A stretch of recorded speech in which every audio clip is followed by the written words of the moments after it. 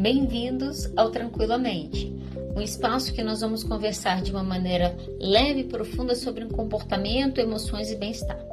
Eu sou Adriana de Oliveira, sou psicóloga, doutora em ciência do comportamento e ao longo dos episódios nós vamos estar explorando juntos temas que fazem parte do nosso dia a dia, desde os desafios emocionais que nós precisamos lidar até as estratégias para a gente poder viver com mais equilíbrio e tranquilidade.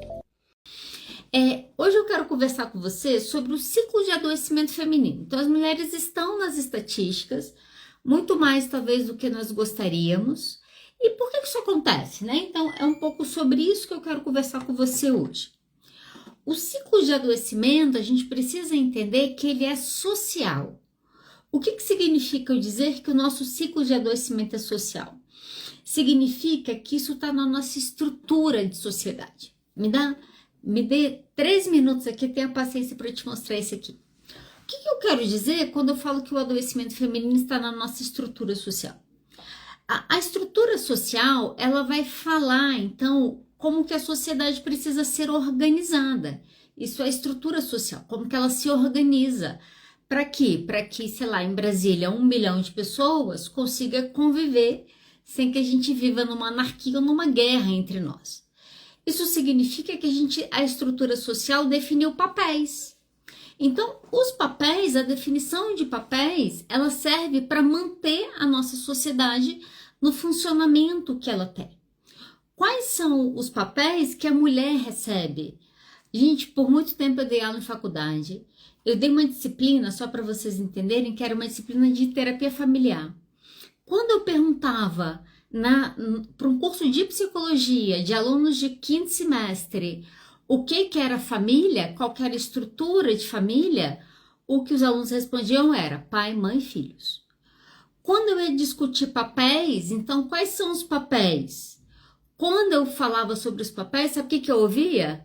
Os papéis eram a mãe é cuidadora, ela acolhe, ela dá colo e o homem é o castrador, põe limite e etc. Quando uma turma de psicologia me fala isso, o que eles estão me dizendo? Eles estão me falando do papel social que é estabelecido para que a mulher viva e que é estabelecido para que o homem viva. Então, olha só, o que é esperado da mulher? A mulher precisa ser uma pessoa cuidadosa, disponível, comportada, feminina. Sabia que isso aqui é cobrado? Você precisa ser feminina.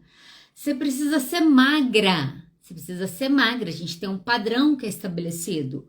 Você precisa ser bonita.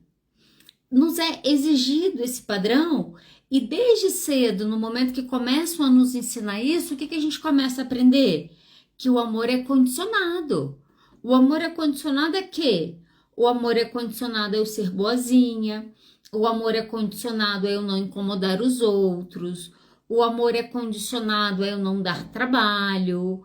O amor é condicionado que eu não chame atenção, porque quando eu chamo atenção, eu sou criticada e eu sou corrigida. Olha só, eu tenho uma estrutura social que me define papéis. A gente precisa assumir esses papéis. Quanto? Todas as mulheres. Que isso deve gerar em torno aí de uns 4,5 bilhões de pessoas. É exatamente por causa desse papel que as mulheres apresentam muito mais camuflagem social que os homens, por exemplo. Isso é tão comum que muitas mulheres acabam tendo diagnósticos muito tardios. Por quê? Exatamente por causa da camuflagem social. Nem parece. Não parece por quê? Porque você aprendeu a camuflar. Isso é o papel social que nos é exigido. Tudo bem? Só que com o papel social que nos é dado para a gente interpretar, com ele vem funções. Então, eu tenho funções embutidas nesses papéis, que é o quê? A primeira função que nos é exigida é a sobrecarga invisível. Isso foi tema de redação de Enem há um tempo atrás. As mulheres ficaram sensibilizadas. O trabalho invisível, a sobrecarga invisível. Nós falamos sobre isso. Isso virou tema de vídeos. Isso virou tema de lives. E o que nós fizemos depois disso? Nós voltamos para o padrão automático da carga invisível. Que é o quê?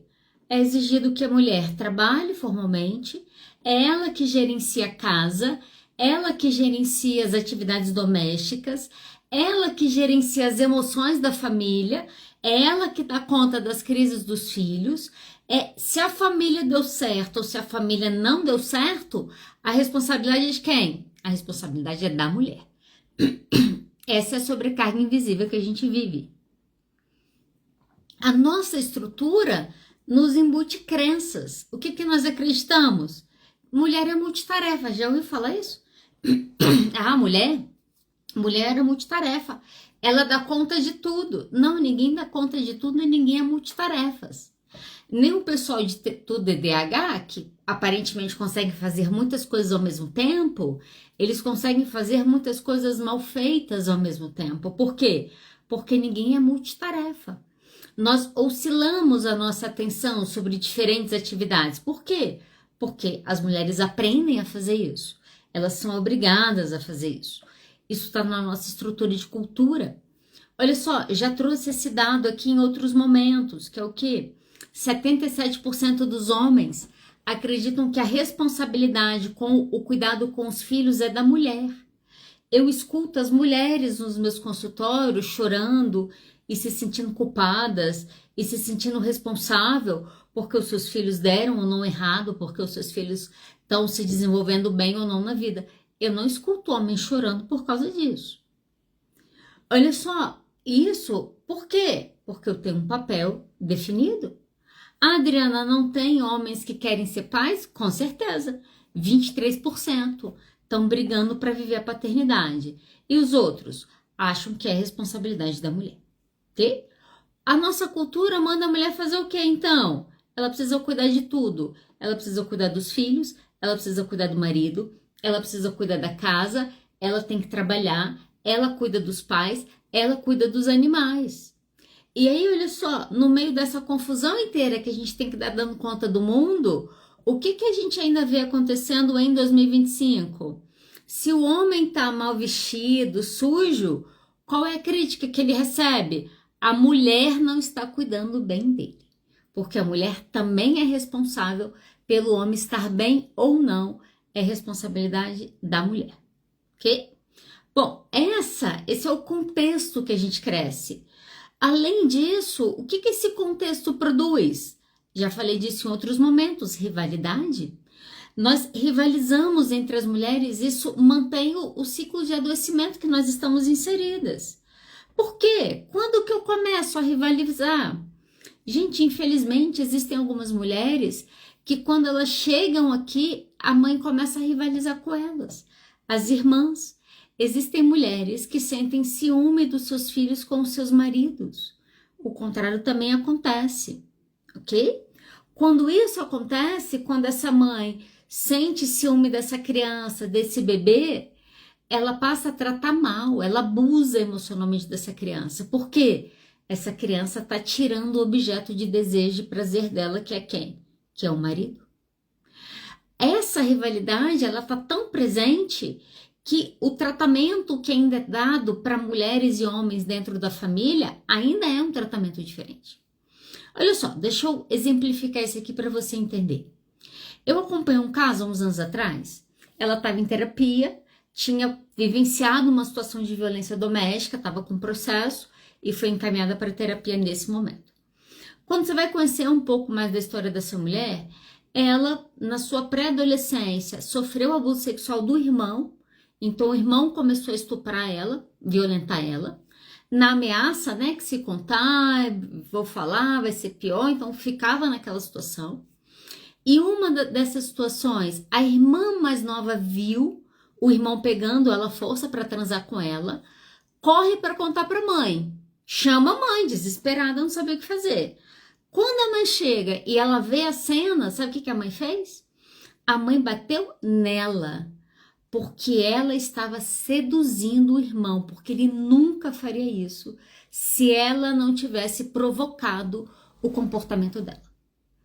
Quando ela chega na terapia, anos depois de viver toda essa violência emocional, ela chega vivendo uma nova violência. Do quê? Do marido. Quer igual quem? Quer igual ao irmão.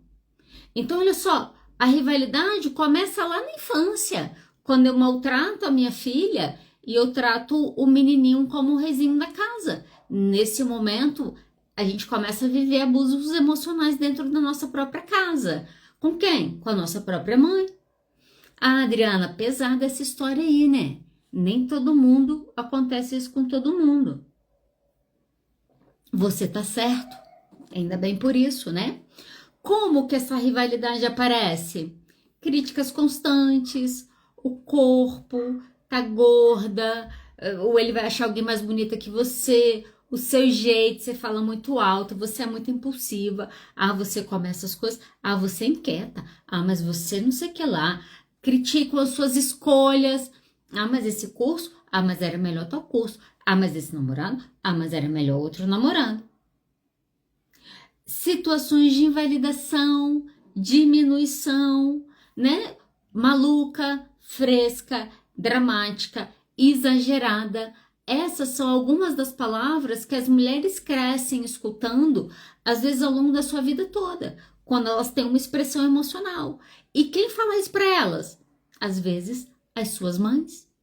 A necessidade de controle. Eu vejo isso acontecer. Não pode entrar de Uber sozinha. Não pode ir para festa se não tiver um homem para acompanhar. Sabe o que você faz quando você controla demais o outro? Quando você controla demais a sua filha, quando você controla demais aquele adolescente, você está dizendo para ele com seu comportamento que ele não é capaz.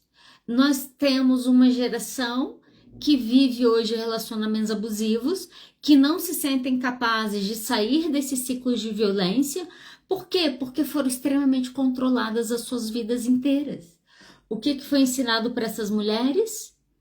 Você não é capaz. Eu preciso controlar você. Eu preciso saber onde você vai, com quem você vai, a hora que você volta. Não posso deixar você fazer isso. Aquilo ali é uma situação de muito perigo. O que você está dizendo para essa pessoa? Você não consegue sozinha. Isso vai criar um grande problema que a gente vai ver depois em comportamentos de dependência emocional. Essa é a estrutura. Eu tenho uma estrutura social, eu tenho rivalidade entre mulheres, eu tenho papéis muito bem definidos que nos são exigidos, eu tenho uma vida muitas vezes de crítica, de invalidação, mas tudo bem porque nós chegamos na vida adulta. Chegamos na vida adulta. E agora o que fazemos? Agora nós nos violentamos. Isso aqui que eu vejo? Somos nós as mulheres que mantêm o ciclo de violência conosco. Como? Autocobrança, autoexigência, baixa autoestima, insegurança, dificuldade de tomar decisões. Então eu preciso estar sempre com o outro. Não importa se ele me invalide, não importa se ele me critica. Por quê? Esse é o normal, não é? Estão fazendo isso comigo desde que eu cheguei aqui. Deve ser assim mesmo que são os casamentos e as relações. E sem perceber, o que acontece com a gente? A gente entra num ciclo de adoecimento e de exaustão. Deixa eu te explicar como que funciona esse ciclo de adoecimento que eu estou querendo te mostrar. Eu tenho uma exigência externa. A sociedade fala quem eu devo ser, ok? O Instagram me conta se eu devo ou não aceitar uma traição de um marido. Olha só, as leis e as regras, elas estão muito explícitas, na verdade, a gente que não vê muito. Mas as exigências externas estão postas. As mulheres ainda são corrigidas por suas mães quando elas chegam em casa e o seu marido não está muito bem tratado.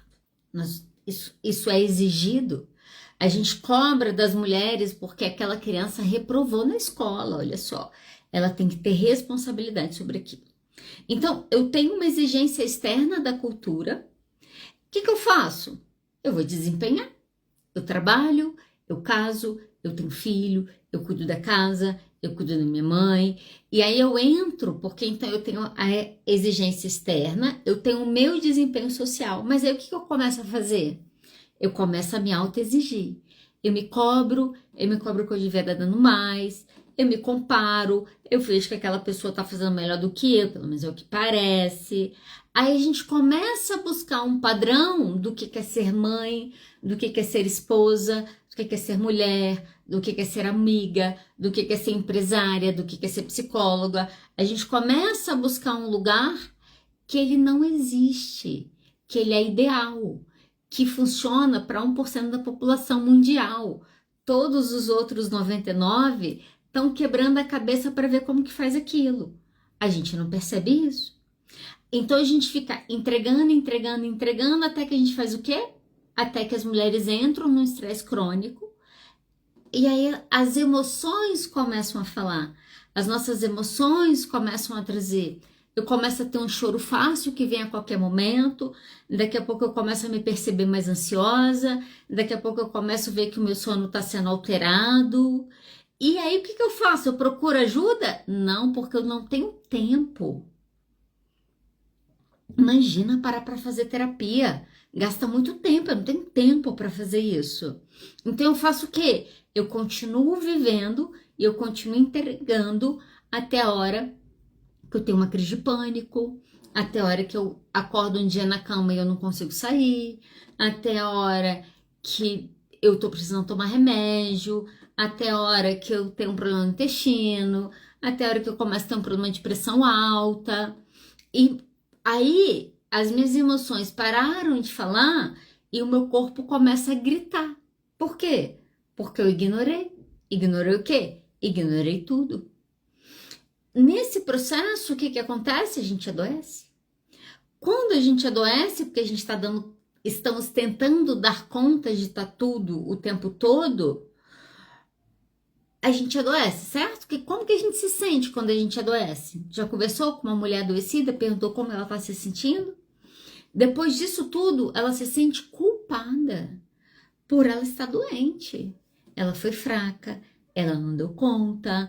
Aí começa a cobrança que eu preciso melhorar rápido. Preciso melhorar rápido para quê? Para voltar a cozinhar, para voltar a dar conta da minha casa, para voltar a ter ânimo para transar com meu marido, porque agora ele passou a me cobrar. Aí a gente fica doente, a gente se culpa porque a gente está doente, a gente se cobra para melhorar rápido, para a gente voltar a dar conta de coisas que nós não estávamos dando conta. Qual que é o resultado disso? Deixa eu te falar. 80% dos casos de doenças autoimunes são em mulheres. As mulheres têm 2 vezes mais chance de ter ansiedade ou depressão. Burnout, fadiga crônica e fibromialgia são doenças comuns em mulheres. Vocês conseguem entender o padrão de adoecimento? E nesse ciclo de adoecimento, a gente se mantém, a gente está presa nele, se mantendo presa nele. Por quê? Por que a gente está presa no ciclo de adoecimento? Porque a gente parou de se escutar. Então, olha só, que a nossa cultura tem uma estrutura machista, você que me segue já ouviu eu falar sobre isso aqui. Ela me impõe padrões e papéis? Sim. Ela me exige coisas para além do que eu consigo dar? Com certeza. Mas por quê? Por que eu continuo nesse relacionamento que eu sei que me faz mal, que eu sei que me dá depressão, que quando eu tô feliz eu sou chamada de maníaca, quando eu estou feliz eu sou mandada aí pro psiquiatra? Por que eu me mantenho nessa relação? Por que eu passei a ignorar todas as coisas que eu me falo e todas as coisas que o meu corpo me diz? Sabe qual que é a verdade aqui só entre nós? O nosso corpo nos avisa. Já deu, já acabou, precisa mudar isso. Ó, sei que você tá precisando fazer diferente. Mas o que a gente faz? Nós não ouvimos, nós não vemos, nós não falamos. E a gente vive assim. Por que isso acontece? Sabe o que acontece? Vamos lá. Quando nós queimamos as bruxas, nós queimamos a conexão com o nosso corpo. Olha só, por quase 400 anos, então entre o século XIV e o século XVIII, mais ou menos, as mulheres foram perseguidas, presas, torturadas, queimadas vivas e mortas, ok? Quais foram essas mulheres? Qual mulher a sociedade chamou de bruxa para fazer isso? Eram as mulheres pobres, viúvas, as parteiras, as curandeiras. as mulheres que cuidavam das plantas, que faziam chás, que não estavam trocando saúde por promessas dentro da igreja, pedindo dinheiro em decorrência disso. Essas mulheres foram queimadas. Quais outras? As mulheres que fugiam dos os papéis tradicionais de esposa e mãe. Muitas mulheres foram acusadas de bruxaria e queimadas porque eram mulheres que não queriam ter filhos. Como assim você não quer ter filhos?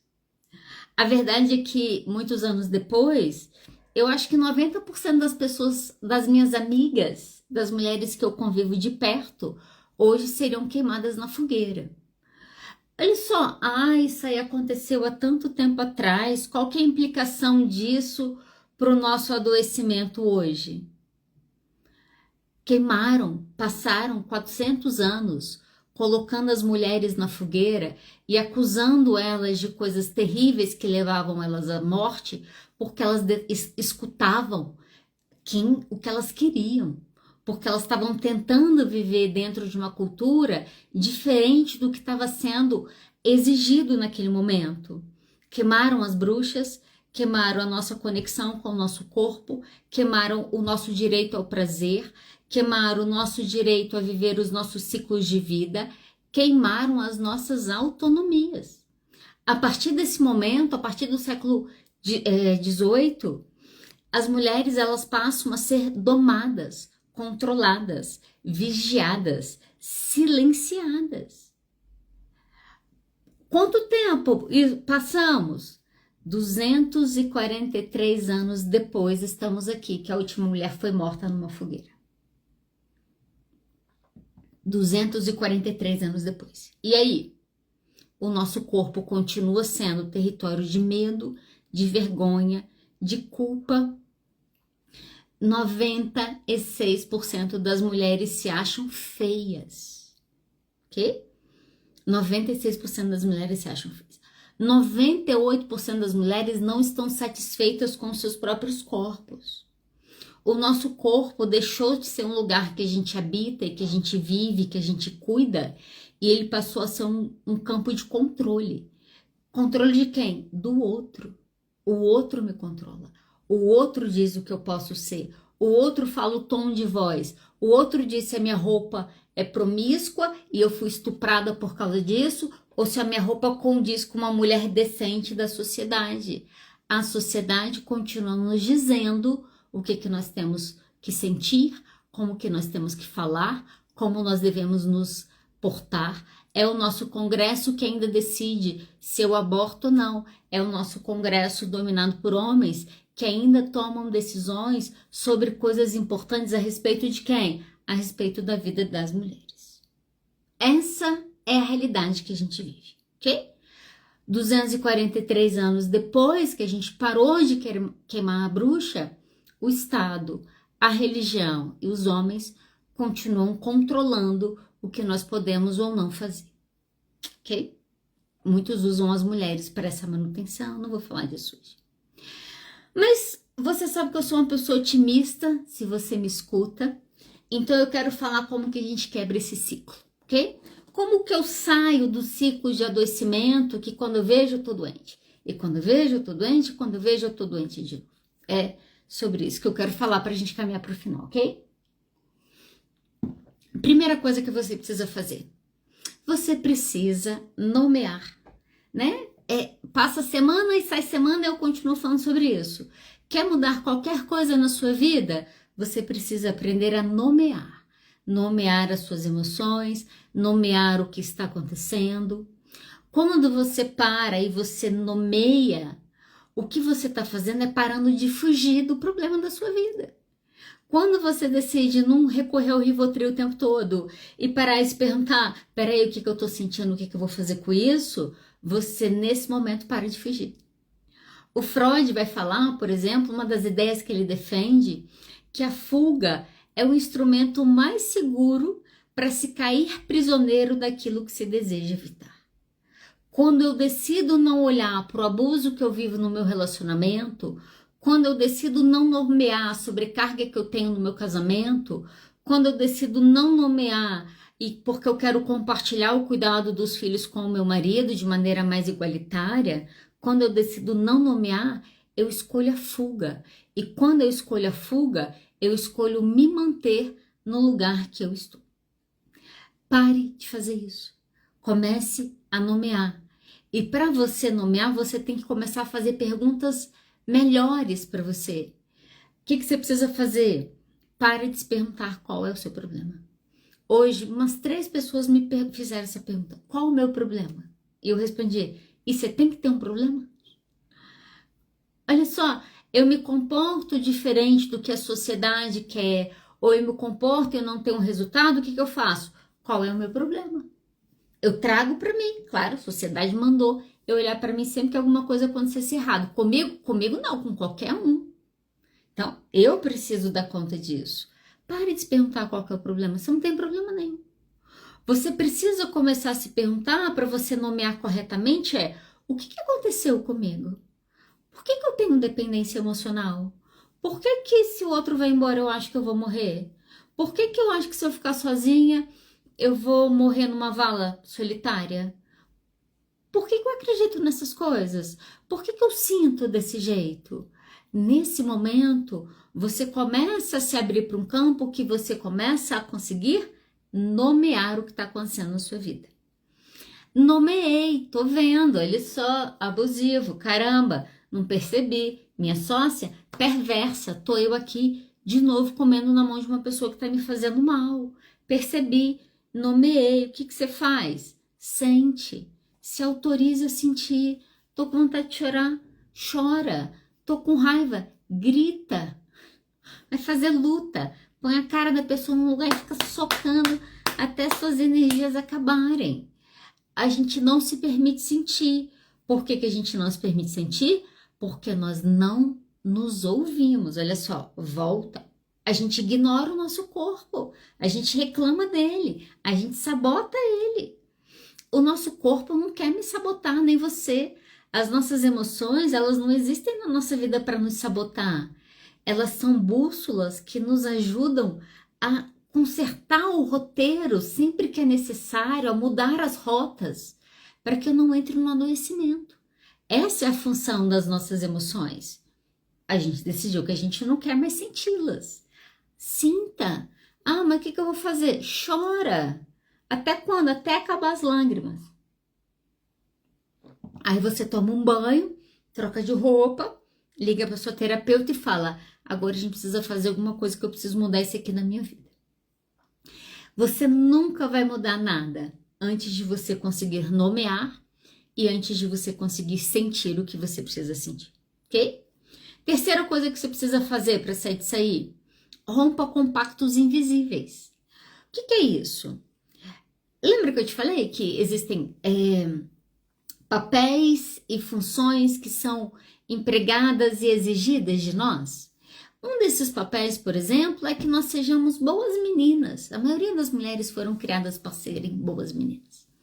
E uma coisa que eu aprendi na minha casa, por exemplo, é que você nunca se levanta da mesa até a última pessoa terminar de comer. Fazer isso é uma completa falta de educação. Isso é o quê? Uma regra que me ensinaram. Isso gera o quê? Um pacto invisível. E eu preciso fazer isso com quem? A partir disso, a gente precisa fazer isso com todo mundo.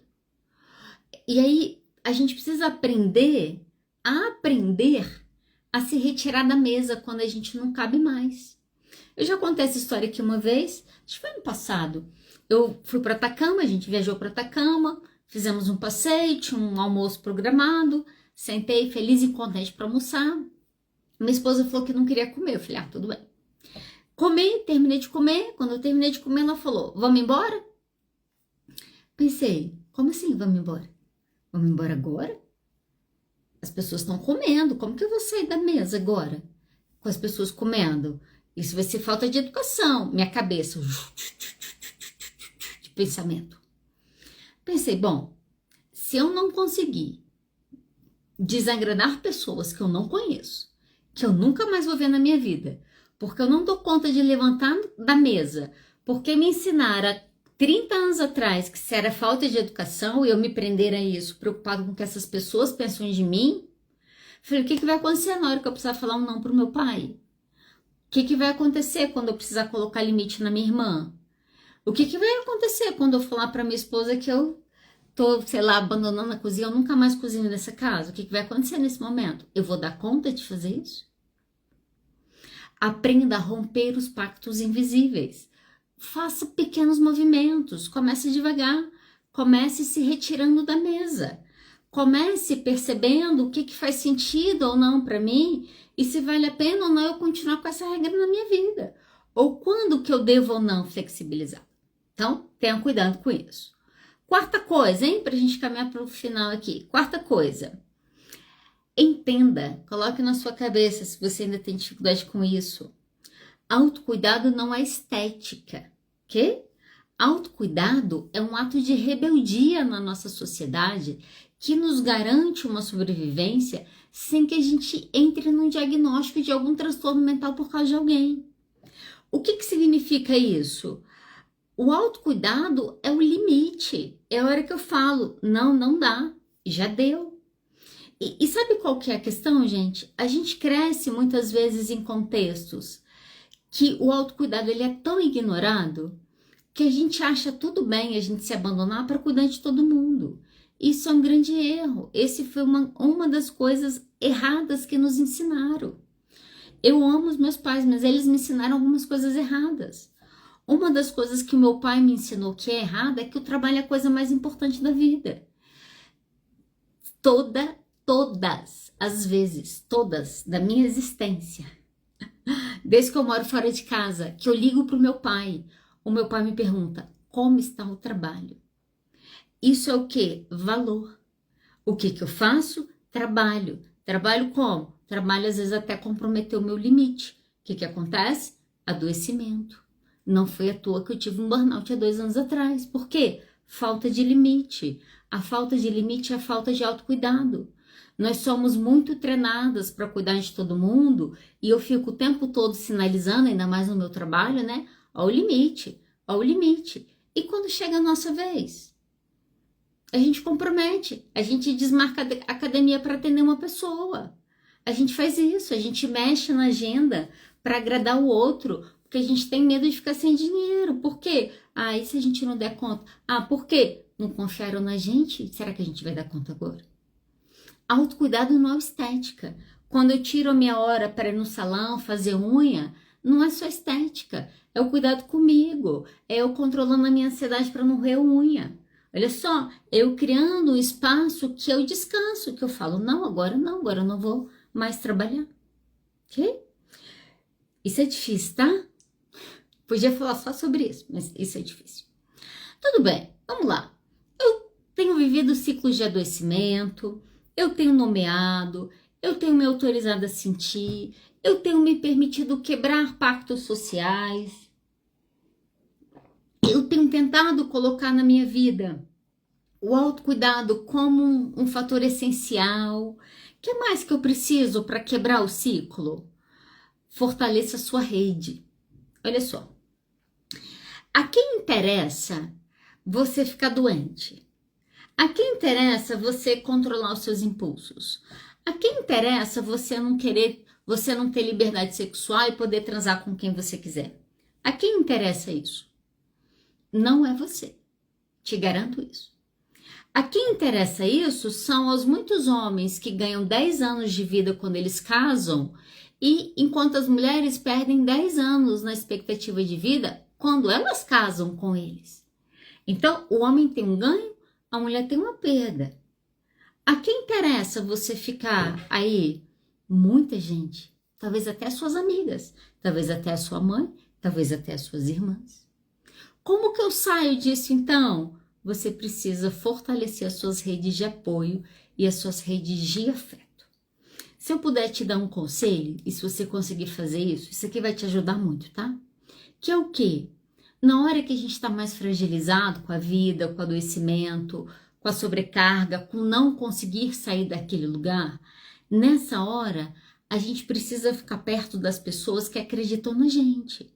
A gente precisa ficar perto das pessoas que acham a gente muito foda mesmo. E isso significa que a gente precisa aprender a não se demorar muito nos lugares que nós não somos celebrados. Se eu chego num lugar e eu só sou tolerado, encurta o teu tempo. Se o seu casamento você está sendo tolerado, encurta o tempo do seu casamento. Se no seu trabalho as pessoas te toleram e você tolera eles, encurta o tempo que você vai ficar ali. Por quê? Fortalecer a rede é se cercar de pessoas que acham você foda, que acreditam em você. Já falei isso aqui algumas vezes, mas olha, uma coisa que eu posso dizer que o meu casamento me proporcionou foi com certeza um ganho na minha autoestima. Sabe por quê? A minha esposa me acha foda e ela faz questão de me falar isso com muita frequência. Isso significa o quê? Com quem você casa. A pessoa que você coloca na sua cama, ela te levanta, ela te derruba. Infelizmente, tem muitas pessoas hoje que estão casadas com seus inimigos, que têm medo dos seus cônjuges e dos seus parceiros. Por que que não saem daí? Não tem rede, não consegue, ninguém acredita, tem essa autoimagem pequenininha. Quer sair de um ciclo de adoecimento? Fortaleça a sua rede de afeto. E a última coisa para eu terminar, tá? Que eu já falei demais. Então, beleza. Nomeei, senti, deixa eu pegar minha cola. Rompi esses pactos, né? Tô quebrando lentamente esses padrões. Tenho priorizado o autocuidado. Tenho fortalecido a minha rede de apoio, de afeto, né? Isso tá ficando mais forte. O que eu preciso fazer agora? Você precisa se reconectar ao seu corpo. Lembra que eu te falei 400 anos atrás? Não. Há 233 anos atrás, a última mulher estava sendo morta. Por quê? Porque ela estava quebrando os padrões sociais. Muitas mulheres foram mortas, chamadas de quê? Bruxas. Por quê? Porque elas não queriam ser mães, porque elas não queriam fazer o papel de esposa que era exigido, porque elas eram viúvas, porque elas eram pobres, porque elas eram curandeiras. Elas foram perseguidas, presas, torturadas, queimadas vivas e mortas de diferentes formas. Okay. O que aconteceu? Perdemos a conexão. Ouvir a nossa intuição se tornou um lugar perigoso. Imagina, se tornou um lugar perigoso. O que você precisa fazer? Você precisa se reconectar. Eu tive um professor na faculdade, ele falava uma coisa que eu nunca esqueci, até hoje, de vez em quando eu falo isso para alguém. Ele me falou o seguinte, que quando você não souber o que você fazer, quando você não Vamos lá. Quando você estiver numa situação que você não souber o que você vai fazer, ele falou, não se preocupe, o seu corpo vai saber. O que significa? Existe uma aprendizagem do nosso corpo. Você pegar o pessoal da psicologia evolucionista, eles vão falar, o pessoal do Jung, né, psicologia analítica, o quanto que nós nascemos com o nosso corpo programado para viver. Mas o que acontece? A gente parou de respeitar o nosso corpo, a gente parou de respeitar os nossos limites, a gente sufocou a nossa sexualidade, a gente não cuida da nossa saúde em detrimento dos outros. O que eu preciso fazer? Se reconecte a você, ao seu corpo, à sua necessidade, à sua sexualidade, à sua saúde. A gente precisa aprender a ter uma relação com o nosso corpo e ver o nosso corpo como a nossa casa, o lugar que eu habito. Não sei você, mas eu sou um pouco chata aqui em casa. Eu gosto da casa organizada, eu gosto da casa limpa. De vez em quando a gente tem umas brigas aqui em casa por causa de casa. Por quê? Eu quero cuidar bem da minha casa, é um lugar que eu me sinto bem. Eu quero que aquele lugar seja um lugar gostoso para eu estar. Esse é o cuidado que a gente tem que ter com o nosso corpo. Só que o nosso corpo virou o quê? Um campo de batalha. A gente olha pro espelho, a gente se critica, ou a gente tá muito gorda, ou a gente tá muito magra, ou a gente tá ficando velha, ou agora apareceu uma ruga aqui, ou agora apareceu não sei o que lá aqui, ou não sei o que lá, mas eu não tô bonita, mas eu não tô velha, mas não sei o que, mas fulano não quer, mas fulano não quer. Olha só, a gente tá numa batalha com a gente, tentando entregar para o mundo uma coisa que eles estão exigindo, e são poucas as pessoas que estão tendo coragem de falar, olha só, então, não dá não. Admira a galera aí que entregou esse negócio aí um tempo atrás. Mas agora eu preciso de ajuda. Agora não dá. Agora eu não quero fazer isso sozinha. Por quê? Porque eu não quero ter surto, igual a gente viu as nossas mães tendo, as nossas avós tendo. E esse faz parte do ciclo do adoecimento. Quando a mulher não dá conta de tudo, né? E ela entrega os pontos, ou ela grita, ou ela sai das estribeiras, o que que nós falamos? Louca, histérica, descontrolada, maluca. A gente usa uma série de adjetivos e de nomes que faz o quê? Com que a gente continue não confiando na gente, não confiando nas nossas emoções, não confiando no nosso corpo. Vamos quebrar esse ciclo? O que eu faço para quebrar esse ciclo? Quebrar o ciclo não é ir para um lugar numa busca de uma perfeição. Esquece isso. Muito pelo contrário. Enquanto você estiver sendo guiada pela expectativa do outro, na tentativa de agradar o outro e na tentativa de entregar tudo o que você pode entregar e de ser perfeita, você vai adoecer. Ou vai ser agora ou vai ser daqui a 10 anos. Mas não tem jeito. Isso vai acontecer. Não é buscar perfeição, muito pelo contrário. O que a gente precisa fazer é parar de se abandonar. Você quer saber o que é parar de se abandonar?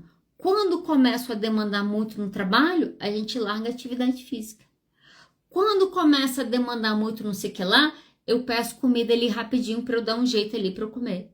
Quando eu tô triste, eu começo a chorar com uma coisa, eu falo para mim que é besteira. Ah, que besteira, tá chorando por isso. Ah, tanta gente com problema mais sério. Quando nós fazemos isso com a gente, nós nos abandonamos no momento que a gente precisa da gente, pra gente se acolher emocionalmente, pra gente cuidar da gente. Você sabe, né, você que me acompanha aqui, que eu vivo na luta com o trabalho, do trabalho muito, trabalho pouco. Quando eu vejo, tô trabalhando muito. E eu fiz isso de novo. Quando eu vi, trabalhando muito de novo. Aí o que eu faço? Começa a me fregar. Eu sinto dificuldade de fazer isso. Tem paciente que me manda, eu tô com um paciente querendo horário que eu não tenho. Ah, mas você não pode atender a pessoa 9 horas da noite? Não. Tenho até vontade de falar sim, mas não, por quê? Porque o meu tempo de sono hoje é importante, porque o meu cuidado comigo é importante. Quando eu me abandono, porque eu tenho que trabalhar, porque eu tenho que entregar, porque eu não confio em mim, porque eu não acho que vai fazer, o nosso abandono é que nos leva para o adoecimento. A sociedade está nos adoecendo? Ah, você está dizendo que a religião está nos adoecendo? Você está dizendo que os homens estão nos adoecendo? Não estou dizendo isso. O que eu estou dizendo é que nós estamos adoecendo porque nós, mulheres, nos abandonamos para priorizar o outro e para atender o outro em detrimento do que é importante ou não para nós. E aí, deixa eu te falar uma coisa que eu sei que é triste, mas eu vou te falar pra gente encerrar a live. Deixa eu ver meu tempo aqui, já deu mesmo. Olha só, ninguém vai cuidar de você. Eu quero terminar te contando esse caso. Há uns anos atrás, eu atendi uma pessoa. Ela tinha uma questão de dependência emocional. Era uma jovem adulta, entrando na vida adulta. Estava enfrentando um quadro de depressão. E um dia ela chega na terapia e ela chorou copiosamente aquele dia. Ela chorou. Mas, gente, o choro... Sabe quando criança tá magoada que ela chora? Já ouviu aquele choro de dor, de mágoa, de que parece que quebrou uma coisa dentro de você? Esse foi o choro que ela fez aquele dia na sessão. Eu perguntei o que aconteceu. Ela falou, eu trabalhei o dia todo, eu cheguei em casa, e aí quando eu fui comer, não tinha comida em casa. Falei, certo. E ela falou, tava todo mundo em casa, os meus pais estavam em casa, a minha irmã estava em casa, eles fizeram comida para eles comeram e eles não deixaram nada para mim. E eu cheguei e não tinha comida para mim. E você fez o quê? E eu chorei. Ela chorou a noite toda e ela chorou na terapia. Qual que era a expectativa dela? Que eles cuidassem dela. Foi uma sessão difícil aquele dia, porque apesar do choro doído que ela expressou naquele dia, ela também precisou ouvir de mim que, olha só, agora a responsabilidade de cuidar de você é sua. Essa é uma coisa que a gente entra na vida adulta e às vezes a gente não internaliza e a gente fica buscando no nosso cônjuge essa pessoa que cuide de mim, que me põe limite. E eu fico buscando nos meus filhos as pessoas que me dão suporte emocional. A gente precisa parar de fazer isso, a gente está ferrando com a vida das pessoas por causa disso. Mulheres e homens ferram a vida de seus filhos ao transformarem eles em bengalas emocionais. Erramos ao transformar os nossos cônjuges nos responsáveis pelo cuidado conosco. Eu preciso cuidar de mim. Ah, mas por que a gente não faz isso? Porque a gente está cuidando de pessoas que deveriam estar cuidando delas e não estão. E quem precisa sair desse lugar somos nós. Olha só, você é sua responsabilidade. É você quem tem que se salvar. É você quem tem que marcar a terapia. É você quem tem que se matricular na atividade física. É você que precisa falar para sua família que sábado não dá, porque a partir de hoje você vai começar um novo hobby. É você que quebra o ciclo. Se eu não quebro o ciclo, eu só me mantenho no ciclo. E quando eu me mantenho no ciclo, eu me torno mais uma força para manter a estrutura social que me mantém no adoecimento, ok? Ah, mas a estrutura, como que eu quebro a estrutura? Não pensa na estrutura, não. Quebra na sua vida. Quando eu quebro na minha vida, eu quebrei na estrutura que me rodeava. Você vai ver como a sua vida já vai ser diferente a partir disso aí.